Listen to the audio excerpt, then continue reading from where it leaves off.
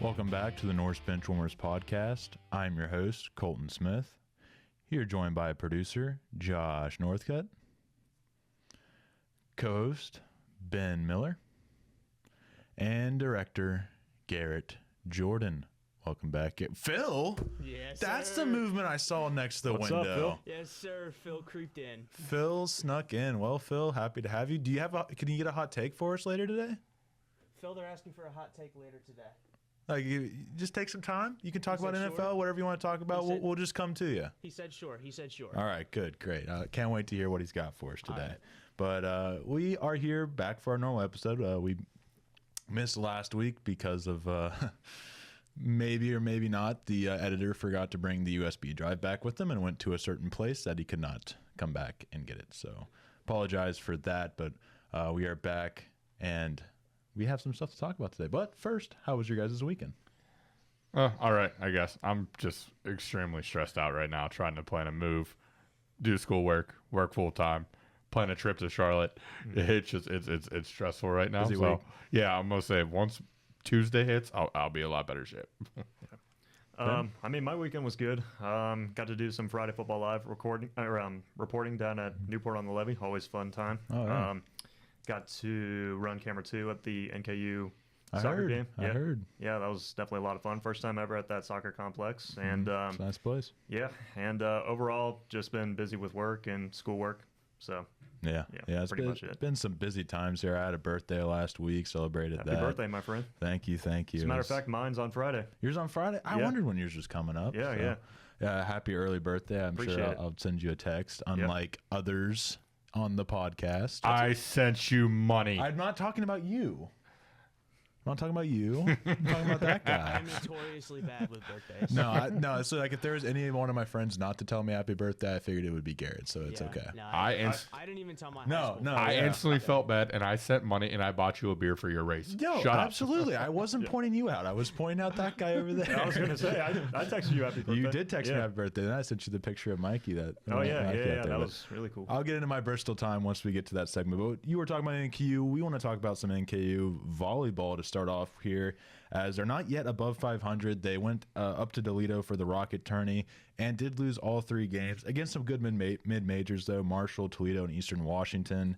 And then they are on a 2-game winning streak, though, now, as they defeated Big East opponent Xavier in a 5-set thriller that apparently came down to they needed replay, but we weren't working the broadcast there, so they didn't have replay, and it was a big fuss apparently.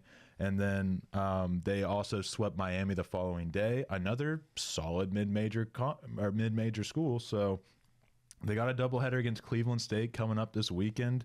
A team that's gotten off to a 9-2 start, so that'll definitely be a good test to see what we look like in conference play after a tough non-conference schedule. Yeah, I mean, overall, though, just great wins by the Northern Kentucky volleyball team. I mean, it's always tough to go against Xavier and Miami, though. I feel like they're 2 underrated mid-conference teams, excuse me. Mid-major, yeah. Mid-major teams, yeah.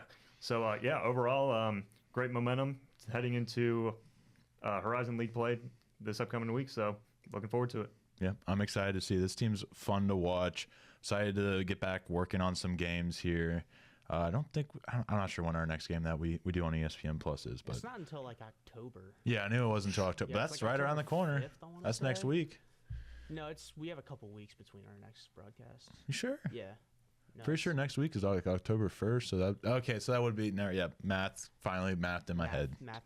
Yep, the math. That's good. That's good. It's still unsettling that you don't have a fan, but thank you, Bill Farrow, for it, because the broadcast is better for it. But it's just weird. Like, wait, Garrett's talking. I don't have a fan blaring in my ear. This is Sorry, weird. I'll just get Phil to make incoherent noises behind me. Phil gives a thumbs up. Yeah. All right. Well, anyways, moving on down to men's and women's basketball. The schedules have been fully released. Ben, I know you have some key games over there. Yeah, so for our non-conference matchups, we have Florida State. They make the trip down to Tallahassee. Obviously, a really tough The environment to kickoff play in. the season. Yeah, I know. Yeah, and for the second game of the year, they head up to West Lafayette to play the national runner-ups of last year, the Purdue Boilermakers. Gotta cut you off for a second. Yep. Sir? How are we feeling, Colton? We're obviously going to be at the game, so I'm putting you on the spot. Who you cheering for? Yeah. As was discussed on the Beyond the Score podcast, I signed an NDA.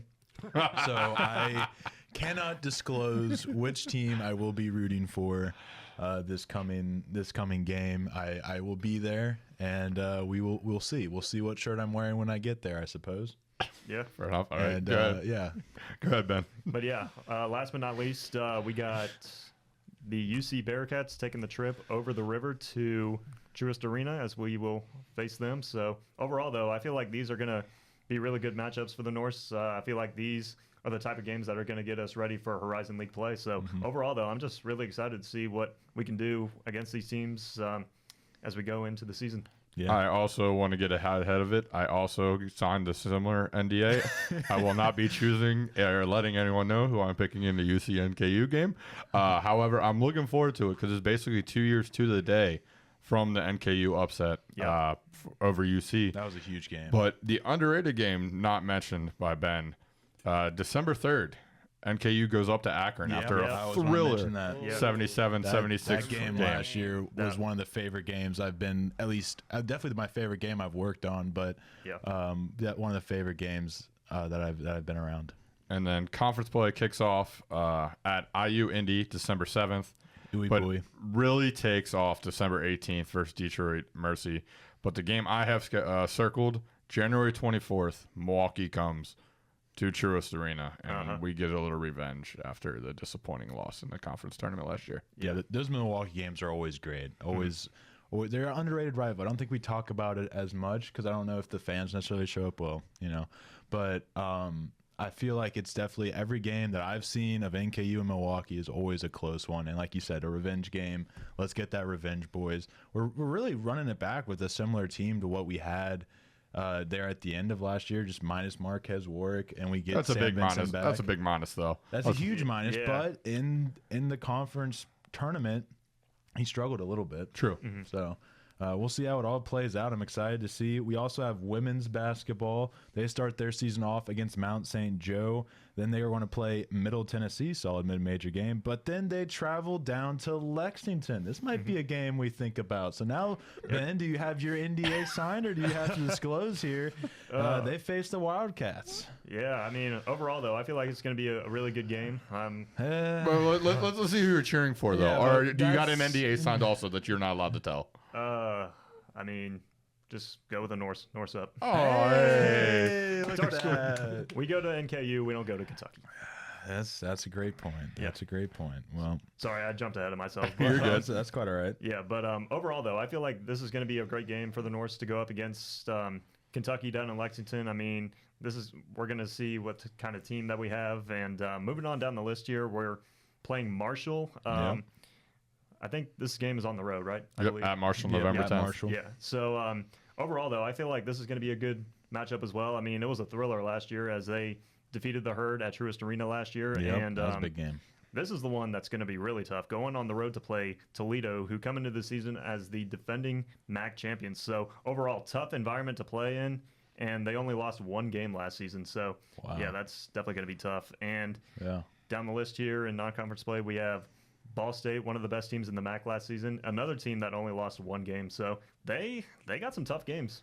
Yeah, I love how NKU over the last, at least I've noticed it definitely this year, but the last couple years, I've seen them move more towards playing tougher in the non-conference so that when you get to conference play, it's easier. Because let's be honest, the Horizon League is not on the top list of premier conferences in basketball or whatever. Yeah. And if you're able to play, we see the opposite happen in the major conferences where you have these big teams that play easy opponents throughout non-conference. They get to conference and they're not prepared at all. They start out 0-5, and maybe they start looking better towards the second half once they have accustomed to that. So being able to play against those higher level teams is going to be huge for NKU, and I'm excited to see it all.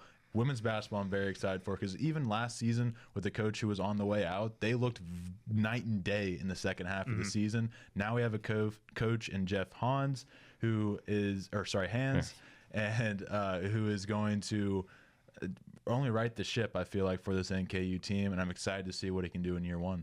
I'm going to say the voice of NKU women's basketball, Matt Sexton, was talking about how much he's looking forward to this season and was getting me excited for it on Friday when we were hanging out. Conference play will kick off December 4th at Cleveland State, but really won't take off till December 29th versus Oakland. In between there, they do go out to USC San Diego for matchups versus San Diego and LaSalle. So those are interesting to follow, but I think there was some big major news out of Cincinnati we also wanted to talk about. Yeah. One thing I was going to say, Lexington's not too far of a drive, fellas. I'm down. Yeah, I'm down. We're down. Okay. We're going to be traveling NKU fans this season, it sounds like, or undisclosed for a couple of those games. But, yeah, let's talk about it. I've been waiting for the notification. I've been waiting to talk about this for a while. Let's hear it. Yep. David Bell got fired, gentlemen. Thank God. And what's funny is there's people out there's people out there who want to say they never want to see someone get fired. And no, I wanted to see David Bell work out. We talked about it before. Yep. David Bell, Cincinnati kid, grew up a Cincinnati Reds fan. You want to see it work out. It was not working out, and something needed to change. Now my concern is this is going to be something that they just hide and use to bring fans back in. So I'll throw it to the man who knows baseball a little bit better than me. So Garrett, your thoughts on the situation and also who you want as the next manager. Yeah, it's always tough to see a manager get fired. You never, obviously, like you said, you never want to see a manager get fired. But I think, like you said, a change needed to happen. It's been, the past 4 seasons of, I think he was 6 seasons as the manager for the Reds. That sounds right. I think it was 60 in the past 4 seasons, excluding the COVID year. The team has been at least somewhat competitive around the trade deadline, and then after the trade deadline, the team has just fallen off a cliff and has just never really been able to make a postseason push. So when you get that 4 years in a row, especially with such a young, punchy, talented team like the Reds have, I think the writing was on the wall that a change needed to happen. And so I think it was probably for the best that it happened. Now, as far as who I want for the new manager, there are a lot of options. Josh, I know you have that list. Do you want to run down those really quick? I don't have the list in front of me, but I can remember that the top guy was Skip Schumacher, then Will Venables, and then it was 2 other former Reds players. I don't have to the top of my head. I can look for it real fast because I know that. Go ahead and just talk about the guy you want. Yeah, no. So while Josh looks for that, the guy that I want, and me and Josh have been talking about it, I really like Gabe Kapler as a potential hire for Cincinnati. Gabe Kapler was the manager of the Giants a few years ago. I believe he was the manager there when they had that one really big 110-win season when they were racing the Dodgers for the best team in baseball. So he's another one of those guys that he's not super old, right? He's young. He still has fresh new ideas about the sport of baseball. He connects with players really well. I remember hearing stories from players in San Francisco about Kapler's time in San Francisco, saying he was just one of the most fun managers to be around, and he's a very good clubhouse presence. So I think adding that to what already is a pretty lighthearted clubhouse, I think would be a very it's a good step vibes wise, I think. And also I just think Gabe Kapler is a very fun manager. He plays baseball very fun. The list I got here: Skip Schumacher, Will Venable, Terry Francona, Barry Larkin, Pat Kelly, David Ross, Freddie Benavides, Gabe Kapler, and Scott how do you say his name again? Service. Thank you. Those were the guys who were 10 and above. Guys that are very potentially going to be looked at. But what I found interesting before we move on is Jonathan India spoke to the Enquirer. Mm-hmm. Did you guys happen to see his quote? No. We're tired of losing. It's the same thing every year here. Mm-hmm. We just float around 500 and try to make the push, but we just don't have enough. We need to make a move. I know what it is, but I just want to say it to the media. Oh, wow. India, the voice of the team. Everybody talked about that's your new captain now kind of mindset. Mm-hmm. And he's coming out and saying that things need to be made a move. Yeah. Almost as he's calling out ownership, who ironically enough never. didn't trade him after all the rumors of being traded. But what I want to know is, I want to know what the move is in his eyes. Yeah, And I know, I mean, I know what it is. We all know what it is. You got to spend money. Yeah. You have to fix the outfield problem. Will Benson can't be starting in right field at this or next season. Right. If Will Benson's starting in right field on opening day, we're dead already. So I just found it very interesting that Jonathan India, Mr. kind of tends to be quiet, doesn't go out and speak to the media, When he is, he's typically very positive. emphasized that changes need to be made. Yeah. So it'll be interesting to see what happens there. No, Yeah. I Yeah. agree. It's definitely interesting when you have a Jonathan India like caliber of player relative to the Cincinnati Reds coming out and saying changes need to happen. Because you're right, he is at this point in his career, he's one of the older starters for this team. He kind of like by default slotted into that captain role just because everyone else older than him left. He Yeah. got traded. So he was just slotted in there by default. So just to hear that coming from him is very telling, I think. Yeah.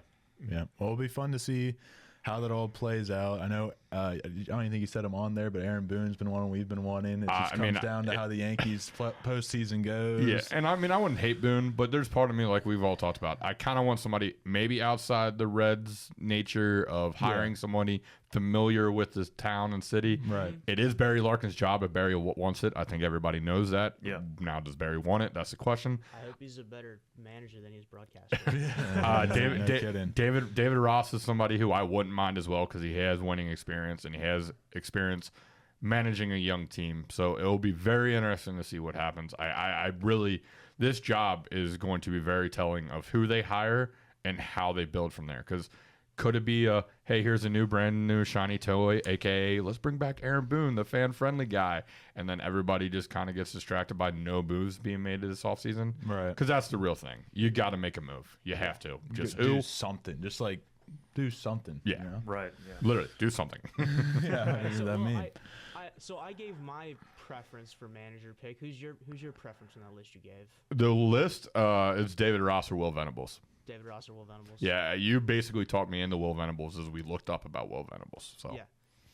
All right, well, It's time to move on to our winners circle. I'll go ahead and get us started here. I have DeMar Hamlin, who recorded his first career interception. I know that's been very over-publicized and whatnot, but I'm just happy to see a guy who we feared for his life on the field, still around, still kicking, and honestly, he looks like he's contributing to a football team. He was on that football field for a reason to start before all of this, and after some gutting of the defense out there in Buffalo, he's gotten some playing time. He already has 10 times the amount of tackles this season as he had last season, and I'm just happy to see what it seems like a good guy making it in the NFL. And you know, he's not going to ever live up to the talk around him, but you know, just happy to see him doing well. Yeah, for sure.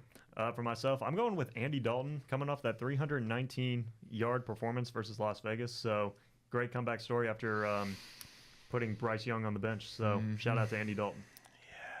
I'm going to go with the Washington Commanders because they've now gone 2 weeks without punting a football. Go ahead, Garrett. I'm surprised that none of you picked this. Do we not see what Shohei Ohtani did this past week? What do you do? What he do? He just cemented himself as the greatest baseball player of all time. Babe Ruth step aside.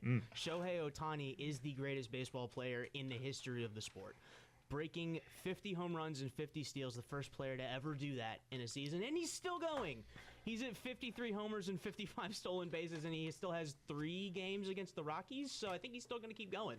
Yeah, he might. Also, side note about the Rockies, Charlie Blackmon retiring at the end of this season, so that's like Very sad day. Very melancholic, but Yeah. Congrats, Shohei. You were an alien. Also, he didn't emphasize he had 10 RBIs also. Oh yeah, Oh, really? So In one game. The game that he went 50, the game that he got 50-50, he had 3 homers, 10 RBIs, and 2 stolen bases in a 20-3 shellacking of the Miami Marlins. Wow. And we're looking at hiring Skip Schumacher. That's all I'm gonna say. Wasn't that like the day after you Yes, it was. sarcastically said, like you were just saying it to be I different, was but just saying it to be different. you like said, and the very next day you just made sure like there's no chance of that he happening. He made me eat my words like that guy's gonna eat that dog poop out of that cup. Yeah. That's quite a I mean, shift. if but he yeah. really gets 55, this might be the greatest season in baseball history. Yeah. Yeah.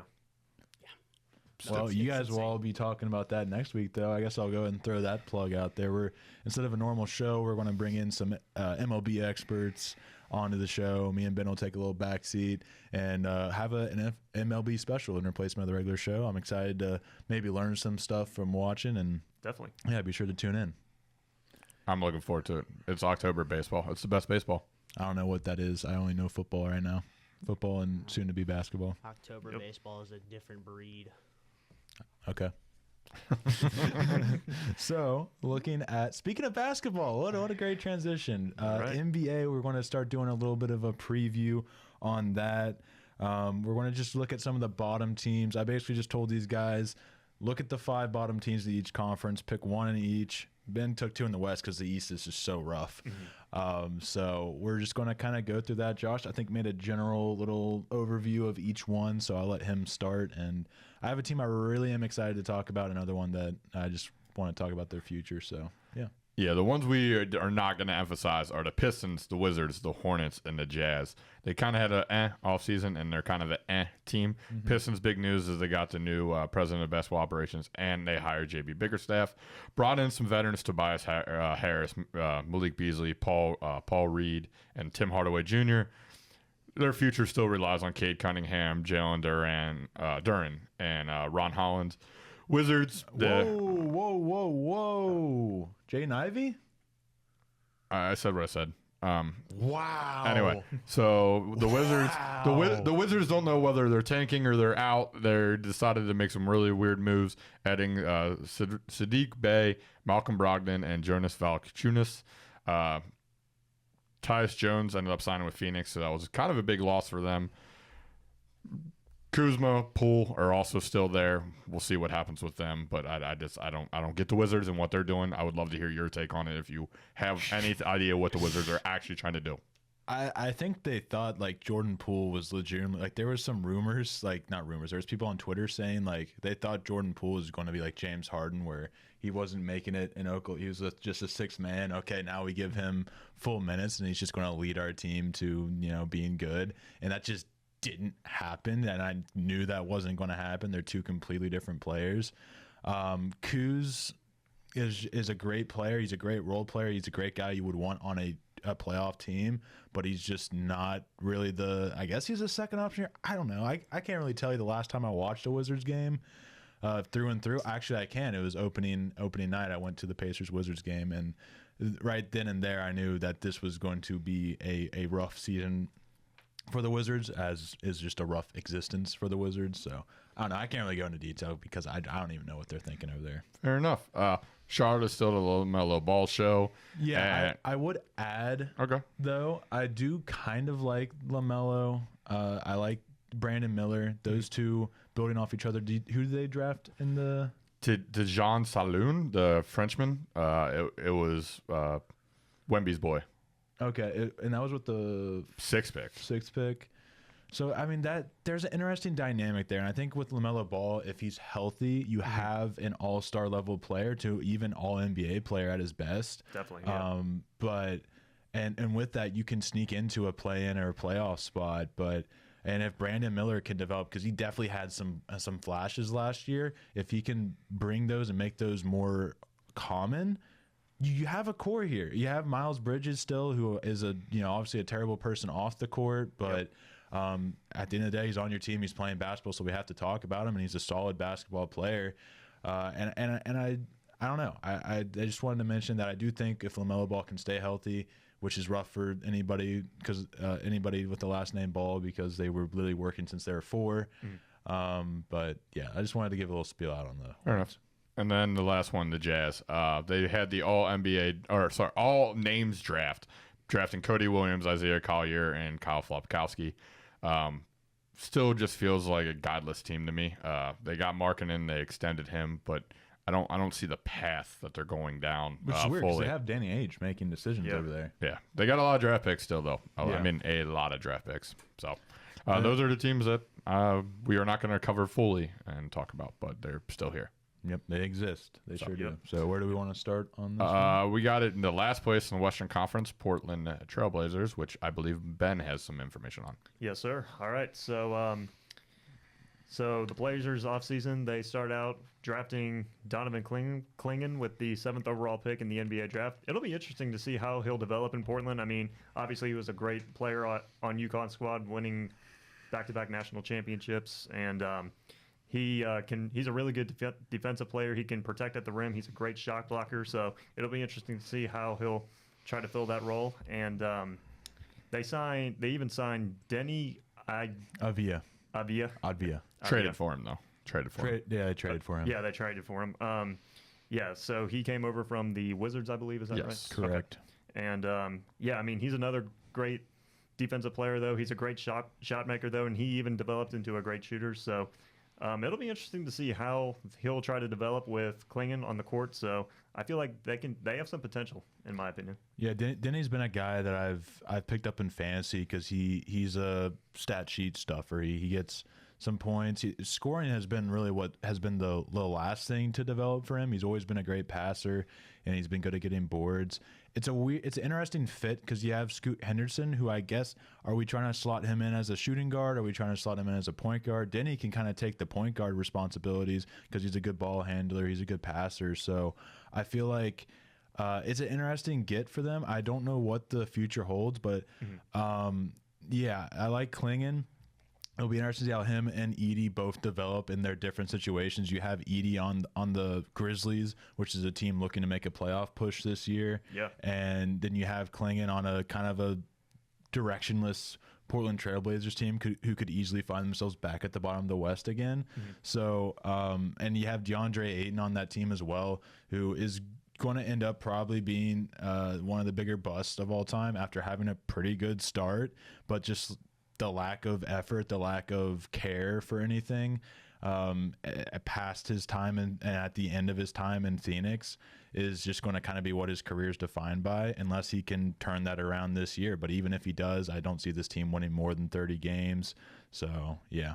Bless you, Garrett. Thank you.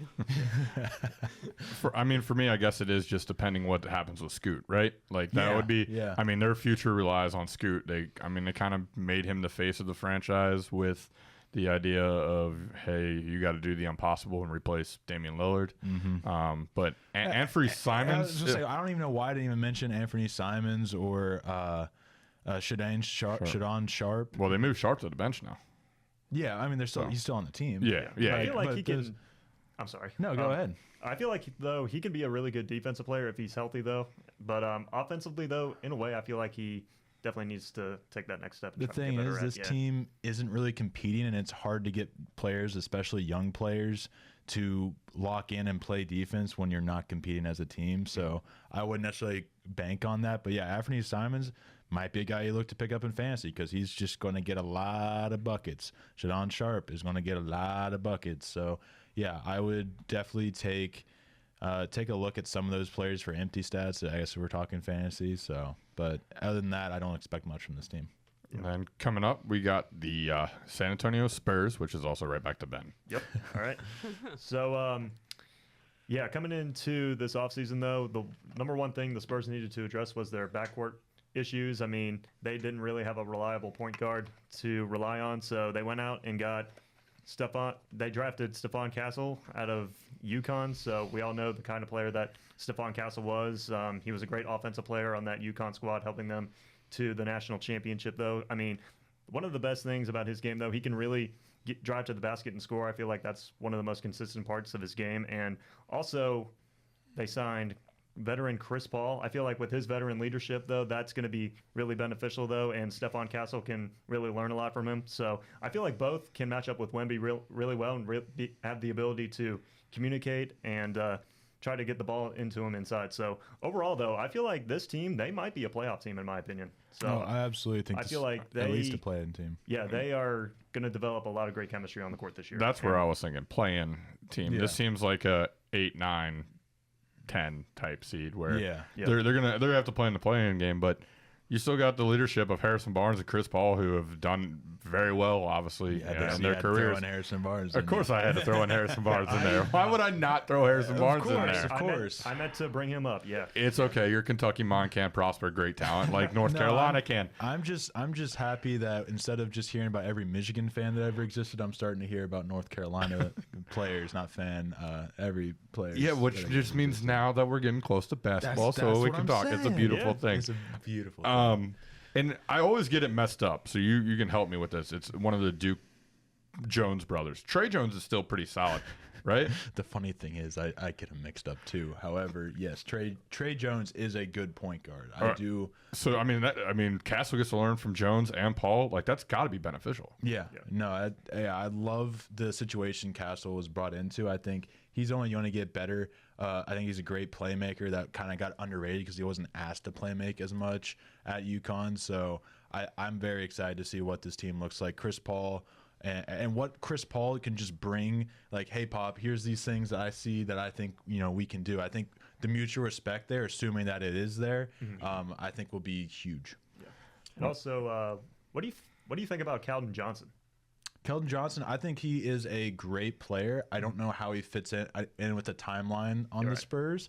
Maybe we find out this year. I think he's just like a guy that's kind of matured to a point where this team's a little young. So it might be an idea to try and trade him and where he can flourish somewhere else that needs him and get some players that maybe fit your team a little more. Because I think it's kind of confusing with him and Wemby both kind of need the ball in their hands. If he can develop as an off-ball player, it could work out. But. And I could be wrong though, but didn't he show flashes last year? Oh, he had a year. He had a year the year before. He was the main guy. Him and DeJounte. Yeah. So I don't know what his stats are off the top of my head. I feel like he averaged about 20 points. So yeah, I think he's a great player. I think he's absolutely. It's just a weird situation for him to be in. He kind of got passed on by Wemby. Wemby's the guy now, so he's not the focal point of the offense. Not that he needs to be. He just needs to figure out how to be a plus player without the ball in his hands. Right. Yeah, for sure. And then moving on will be go ahead. I have a question as a non-basketball fan. Would love to hear. But a casual enjoyer. CP3 and Wemby on the same team, does that bring you back any Lob City vibes? Yeah. Like Blake Griffin, CP3, like early 2010s Clippers. That was one of my favorite basketball teams because they were fun. Oh, they're so fun fun to watch. Yeah. Yeah, I could absolutely see that being a Lob City threat. I mean, Wemby, it's easier for him to dunk than layup, I think, most of the time. So, I think that you could definitely get those vibes back. I think Keldon Johnson's even a pretty solid dunker himself. So, well, I mean, you saw that with like DeAndre Jordan stepping up and filling in as that second option outside of Blake Griffin. So CP3's like, hey, there's Blake Griffin, or Blake Griffin's not there. I'll just throw to DeAndre Jordan and posterize somebody. There's some. It's kind of like we say, F it, Jamar's down there somewhere. F it, Blake and Jordan are at the rim somewhere. Yeah, it's a good comparison. I don't know if that's the kind of offense we would see because the 3-point is all we get anymore. But you could definitely see, you'll see some lobs from Paul to Wemby, and we'll see vintage Chris Paul, vintage Lob City, and it'll be beautiful. It'll be beautiful. Excited. Next up. Yes, is the Memphis Grizzlies, who didn't do much this offseason except for, add back Ja Morant, who was healthy. The starting lineup of Morant, Smart, Bane, Triple J, and then drafting. You didn't let me finish. I'm not going to disrespect him. Appreciate drafting. The current rookie of the year favorite, which I'm shocked by. I was also going to throw that out. You just want to do a rundown for the Grizz? No, you know what? I'm going to step away. I'm just going to let him talk about his new team. This is how I feel about college football, okay? I got you. This is my college football. I got you. And then, yes, Zach Edey, Scottie Pippen Jr., Gregory Jackson, who had a very nice year when nobody was around, was almost a Tar Heel, became a South Carolina Gamecock instead. Gigi. Yeah, his name's Gregory. Yeah. But yes, Gigi Jackson. And then Brandon Clark, Luke Kennard off the bench. Seems like an okay team, almost like it's still missing a piece or two. But I almost love their defensive potential with Bane, Triple J, Edey, Smart. And Josh's pretty good on the defensive end. Not great. You don't want him to be the point of attack defender, but he can still fit in. He'll give the effort. He'll get some steals. Correct. So this is one team I'm very excited to see. Looking forward to watching this year. And with the NBA Pass, I'll be watching them a lot. You hit the NBA Pass? Military benefit, my friend. But I got you. Don't worry. Oh, dude, I would love you so I don't have to watch it on Stream East all the time. Yeah, I got you, bud. Okay. Anywho, so yeah, really all I had on that was you said before the show you're kind of backing up on them. I don't know if I am. I think that's still got a pretty deep team. Yeah, they're probably missing something there, but I think their defense will keep them in every game, and that's something about the Houston Rockets team I want to talk about. Is that our next team? Yes. That's something. Yeah, so I'll just go ahead and get into that. Like, I feel like defense is something that in the NBA, not a lot of people play it that well. So when you can play it well, it will frustrate the other team. And I want to talk about the Houston Rockets because I'm very excited for this team. Last season they went even 500, 41-41, but they looked good as ever in the post-Harden era. They went 13-2 in the month of March before going back to kind of average in April. But their main weakness is three-point shooting. So who did they get? Reed Shepherd. They got Reed Shepherd, one of the best, if not of all time, probably three-point shooters last year, just all-time seasons. Yeah. Just absolutely nuts at the 3 points. So I'm excited to see how he fits in on that. That was their main weakness though last year. They went 35% from three. They averaged 36 attempts per game. So that's not really that good of a combination. So if they can clean that up, I think they have good 3-point shooters, just kind of young 3-point shooters that just don't think about their shot diet. So if Ime can help them, figure out their shot diet and, take better shots, then I think it would work out very well. But, I found it interesting that during that 13-2 run, Alperen Şengün had suffered a season-ending injury. So he was out throughout pretty much that entire run. And he's a player that put up a lot of stats. He was leading the team in points. He had a lot of boards and assists. But is he holding the defense back? Is the real question there. But also during that tear, that was when Jalen Green had his resurgence. He averaged 27 points, 6 assists, 4 boards on 40% shooting from three, almost 50% shooting from the field. So I feel like if they found something there with Jalen Green and the overall offense and defense, that they could maybe replicate that this year. I think with Reed Shepherd, that opens up the floor a lot more because they were kind of banking on, well, you're just kind of an average 3-point shooting team. And I think this team hangs their hat on defense with a young team. That's surprising, but you have Ime Udoka as your head coach getting his second year under his belt. And yeah, this team's, I think, could honestly win over 45 games and end up not even having to worry about the playoffs if everything works out. They're a deep team too, so if somebody gets hurt, I feel confident about somebody off the bench coming in. You have Fred VanVleet and Dylan Brooks starting, but you also have young players in Cam Whitmore and Jabari Smith Jr. just sitting there on your bench that hopefully can fill that role. Overall, though, I want to go back to Reed Shepherd real quick. I mean, obviously, he was one of the best 3-point shooters in college basketball last season. I mean, he can do it all. I mean, he's a really good offensive player. He can play both ends of the court. He's a really good defender as well. So I feel like he brings a lot of potential for the Houston Rockets, though, and I'm interested to see how he'll pair up with Jalen Green really well. So overall, didn't even mention Amen Thompson as well. What's up? I didn't even mention Amen Thompson. Oh, Amen Thompson. But yeah, overall, though, I feel like they're going to be fine, in my opinion. Yeah. And continuity is a lot. And they didn't make a lot of changes through the offseason. They just kind of like, we like the core we have. We want to run it back. We're going to bank on them getting better. And continuity is huge in this NBA. We saw it with the Bucks. They made a lot of changes, and they sucked. So having that continuity, having a great coach for his second year, I think can contribute to a big year. I cannot cheer for a team that has Dylan Brooks, so I'm just going to continue to hope. Dylan Brooks. I hate Dylan Hot Brooks. take, I don't even hate him. I hate him, absolutely. Moving on to the last team of the East, West. Anyway, so moving on. Raptors went 25-57 last year, 12th in the East. They extended Scotty Barnes and Emmanuel Quickley for 5 years. Lost Gary Trent to Milwaukee. Love taking a chance on Jamal Sheed in the second round. Any thoughts on Jacoby Walter from Baylor? Not really. I think he could definitely fit in with this team. It just depends on how it all. I don't know what their rotation's really looking like this year, or if he'll get any playing time. I think he could, at his best, definitely contribute. I'm gonna say Quickly, Dick, Barrett, Barnes and Pottle are There we go. yeah. Barnes. You just hung on Dick there for a second. I was like, where are we going? Yeah, they're starting 5. Bruce Brown is likely to 6-man still, with Mitchell, Bashir, and Onlick coming off the bench, along with their 22 first-round pick, Abaji, the kid from Kansas. Ochai Agbaji. Yeah. He was the Jazz player.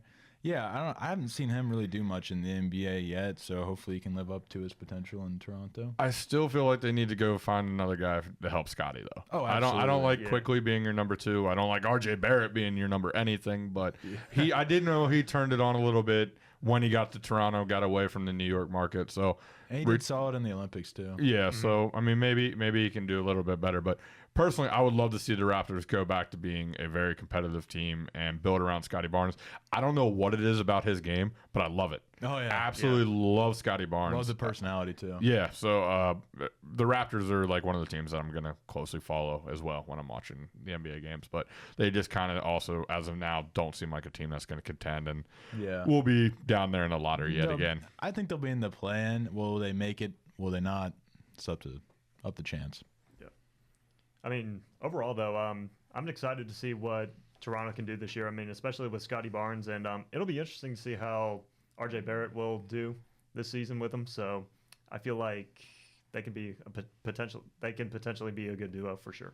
Yeah, so we're running out of time here a little bit. I'm just going to quickly talk about the Nets because they're not going to do too good this year. I'd be surprised they got 25 wins, but I do kind of like what they did. They got their picks back. So now instead of having to wait 4 years to get your picks back like they did throughout the 2010s, they will have their 2025 and 2026 picks. So getting those back is huge because you're going to suck this year. You're going to have a chance to get a number 1, number 2 pick and try to build around that. So I'm going to be curious. They have a lot of players on their team like Bojan Bogdanovic, Cam Thomas, honestly, and somebody else.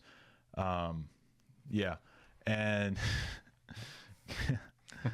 anywho, Josh got me off guard there. My bad. Lost my train of thought, but they have players on this team. Cameron Johnson was the guy I was trying to think of. They have players on this team pretty good. that will end up likely being traded to contending teams. What return they'll get from those contending teams will be interesting to see. So, yeah, all in all, they're going to suck this year, but within 2, 3, 4 years, they could be back competing for the top team in the East. But unfortunately, Garrett, we will be skipping trivia today and going into I even had a basketball one just for you. Oh Why my! you got to break his heart like that? Oh boy. All right, on to NASCAR, Ben. What do you have? All right, so we got the Bristol results. The last race of the round of 16 with Kyle Larson winning, fifth win on the year for driver number 5. Coming in second is his Hendrick teammate Chase Elliott. Bubba Wallace in third, Denny Hamlin in fourth, Christopher Bell in fifth, Ryan Blaney sixth, Ryan Preece in seventh, Chase Briscoe eighth, Alex Bowman in ninth, Ross Chastain in 10th, and a couple of our playoff drivers, Austin Cindric in 13th, Ty Gibbs in 15th, William Byron 17th, Tyler Reddick 20th, Martin Truex Jr. in 24th, Brad Keselowski 26th, Joey Logano 28th, Daniel Suarez 31st, and Harrison Burton in 35th.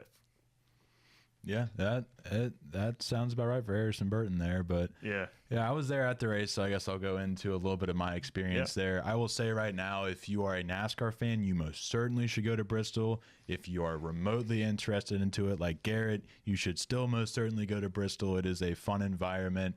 I got to meet Michael Waltrip just going downtown, happened to see he had a brewery. I was like, I wonder if he would show up on race day. And sure enough, here he comes walking in the door. And got to get a picture with him and all that. That was awesome. He ended up retweeting Chenry's tweet about it. So That is awesome. That was pretty cool. But just the vibes down there, you're in the South, you're in NASCAR country. We had to go through like 3 hours of back roads just to get there. But that's just, there's no other sport where you have that. Once you, like from our angle, the other angles you have 81 going through there, but since we were coming from up north, there isn't a highway. Believe it or not, there's not an interstate straight from Cincinnati to Bristol. So, but we get in there, we go to the Xfinity race, and it was a pretty decent crowd. I would say about 40,000, just guesstimating based on how big the stadium is. There's no a capacity. There's no numbers on that, if that's what you were looking up. I bet I saw the phone. But it still was a great environment. Got to see Dale Jr. He basically cursed off everybody in existence that race because his radio was broken. He still got it. He still got it for sure. Watching him, if there had been more cautions, I think he definitely had a chance of winning that race. I saw him battle Ryan Truex for about 50 laps, which didn't feel real, but yeah, it was still an awesome time. And then the next day, you know, we went around. Went to the new Hard Rock Casino down there and experienced that. Like I said, went to Michael Waltrip. We wanted to go to the birthplace of country music museum, but that was closed. But it's just a really cool vibe in downtown. Then you get to the race, and I definitely at least 100,000 fans. If not more than that. And they said it was one of the highest attended attended Bristol races over the past 15 years. And I definitely believe it. There was very few seats empty. The only seats I saw empty were like those more expensive ones on the higher end.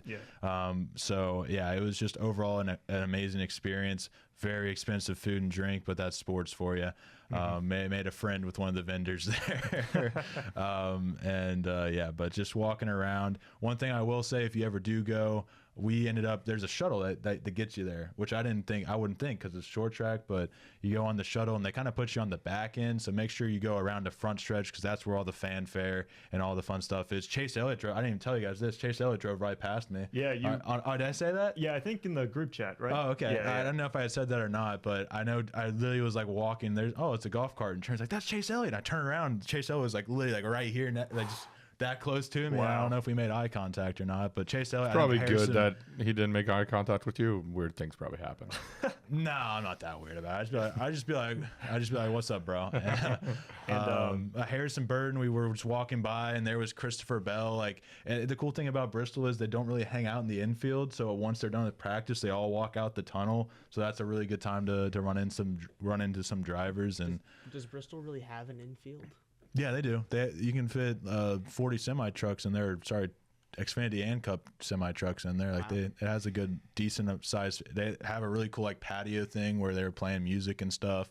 So yeah, they got an infield. I mean, it's the smallest infield other than Martinsville, but still there is an infield there. But yeah, all the drivers and stuff, they come out. We got to listen to Martin Truex talk for Toyota, and it was really cool because that's probably the last time I'll be that close to him. I think that was about the extent of all the drivers I ran into. Chenry tried to get Alex Bowman. There was a deal if you are one of the first 100 people to buy Alex Bowman gear, you can get an Alex Bowman signing. He unfortunately spent too long at the casino, so he did not get that.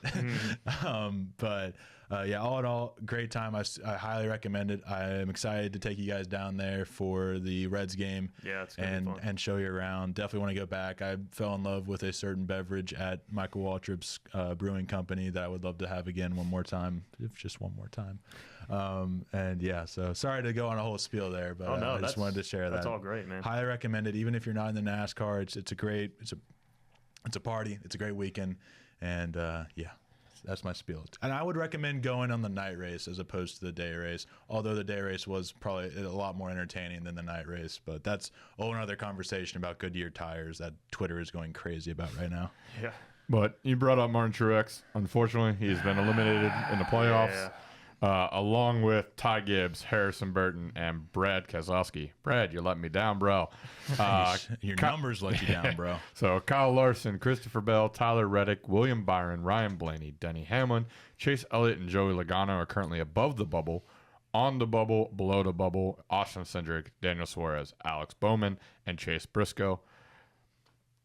These are kind of, honestly, these seem pretty accurate. Yep. Did you hit all four eliminated, or did you? No, I didn't have MTJ being eliminated. Okay, and I think I didn't have Cindric making it either. But you had MTJ eliminated, right? Yes. Okay. I had Truex and Burton, so I got 2 out of 4. So So none of us did great, 2 out of 4. except for I just lost the final 4. So I'm a really bad spot. But anyway, going into the whole ordeal, Kyle Larson looks like the guy to beat, unfortunately. Yeah. Which my bold prediction of him not making out of this round Doesn't is look going to too look hot. really bad. But yeah, no, I'm looking forward to Kansas. It is a Kyle Larson track, so Lord knows how that turns out to be. It's also been a 23XI track these last couple of years. Oh, yeah.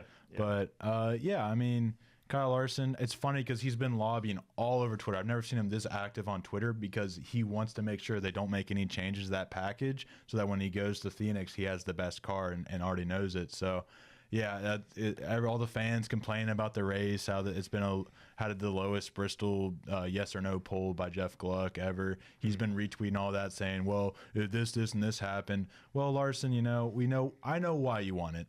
I would do the same thing if I was in your shoes, but yeah, it's been interesting, all the discourse. And I don't know if you talked about it, but in person, because I mean, obviously, I know you never go negative with it, but this was a boring race to watch. It's a completely different thing in person. 'Cause you have something to watch. You're not just stuck watching the same top 10 storylines that's on the TV. So I just had Chase Elliott. I followed Chase Elliott around for a lot of the race. I watched Alex Bowman.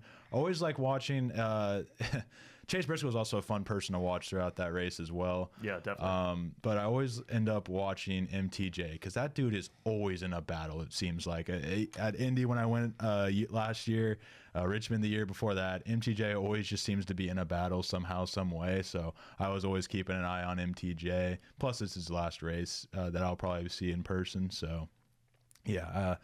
I would say even if it's a rough race, because honestly I don't think the Indy race was that overly exciting, at least in terms of what people on the internet said. I still had a blast regardless, and yeah, I think it's a completely different experience because you're just watching these guys do incredible things, and in Bristol you are seeing everything. You can see the entire track. There's not a bad seat out of the 140,000 seats they have there. There's not a bad seat in that entire stadium. So. It's a different experience than what you see on TV. Does not do it justice. TV absolutely does not do it justice. Fair enough. And then we might not be able to get all the way through the second chance bracket, but at least we can do this segment. At least predict for the next round. That's what I was going to say. Yeah. At least we'll do the prediction for the next round. We got obviously Kansas, Talladega, and Charlotte Roval coming up. The 4 drivers that got knocked out: Daniel Suarez, Austin Cindric, Chase Briscoe, Joey Logano. Yeah, I'm off of the whole Kyle Larson getting eliminated this round. Hint of what's happening this Sunday. But he's going to be too good, and he's turning it on, and I hate him so much. All right, so for my round of 12 eliminations, I got Joey Logano. I mean, it's obviously been an inconsistent year for him, but I am curious to see how he'll do at Talladega. I mean, he's been up front on these super speedways a lot, though, even though the results haven't shown. So it'll be interesting to see how he'll try to get to the finish in those. But Daniel Suarez, another great super speedway racer, though. He's another one that I got circled at Talladega. But with the season that they've been having, though, I have them eliminated. But Chase Briscoe, as much as I want to put him in the round of 8, I feel like he has great momentum, but I got him out of the round of 12. And last but not least, I got William Byron being eliminated in the round of 12. Me too. Yep. Me too. I mean, I had high expectations on William Byron coming in this year. I mean, he started out the year with 3 wins in the first 8 races. But looked like our first contender. Yeah. So, and then down the summer stretch, though, and into the playoffs, though, he's just been so inconsistent and so quiet, which has been the story of Hendrick Motorsports this year. Pretty much. For me, I didn't write down who I had out. I have Byron out. I have Cindric out. But who I have in, I have Larson. And then the second person I wrote down was Bowman. He scored the most amount of points of anybody in that first round. And you're going to Tega. He typically he's a good super speedway racer. He's become one of the better road course racers at the Roval. And guess what, guys? This guy was the best 1.5 mile driver throughout the early 2020s. I guess we're still in the early 2020s, but through the first 3 years of the 2020s, Kansas is possibly his best track in that. So I have no doubts that he's going to make it into the round of 8. I completely flipped because I had him missing the round of 12. So completely flipped on him there. I love what I'm seeing out of the 48 camp. Happy to see it. Hopefully he gets a win in this round. and just makes it easy. Yeah. But then I also have Bell because that's my champion pick, Blaney, Reddick, Chase Elliott for my sanity, Joey Logano, and I have Daniel Suarez making it in. He's good at Kansas, or at least Trackhouse typically gives him a good car at Kansas. Yeah. He's looked better. He's looked like one of the better super speedway racers this season. And a road course, I like it. I like it. Off the top of my head, I like it. I didn't do numbers. Yeah. But off the top of my head, I like how this rounds up for him. I also like how it rounds up for Cindric too. Yeah. Super speedway in a road course if he can do good at Kansas. So I wouldn't be shocked if he sneaks in. But yeah, that's my round of 8. So all I heard there basically was you doubting Penske yet again, like always. So I'm said just gonna. Logano, right? I thought you said he was eliminated. No. Okay. I said Logano's in there because he's probably going to end up winning the championship since I talked negative about him. It will be. Oh man, I'll find a Logano shirt if that happens. If Logano makes it to the championship round, I'm not even watching. I'm not even watching. If Logano gets to the finals, that's that. I'm just gonna have us all in Logano shirts. No. Not you. refuse. No, but we'll be all If you give me a Logano Logano shirts. shirt, it's going to be a fire starter. But no, I definitely agree with all that. I'm excited. Kansas, always a fun time, even if it is a Kyle Larson track. Even though you don't want to call it a Kyle Larson track, it's still a Kyle Larson track. I mean, maybe in like the last 2 races, but before that, Toyota and 23XI owned it. I'm gonna say, yeah, Denny does have a better quote unquote average over Larson Because he's owned the track. So we will see what happens. Absolutely. I'm excited to see what happens. Kansas is always a fun race. Wish it was under the lights, but I'll take it what I can get. But I guess it's now time for the 2-minute warning, or do we have a hot take from Phil that he wants to sneak in here?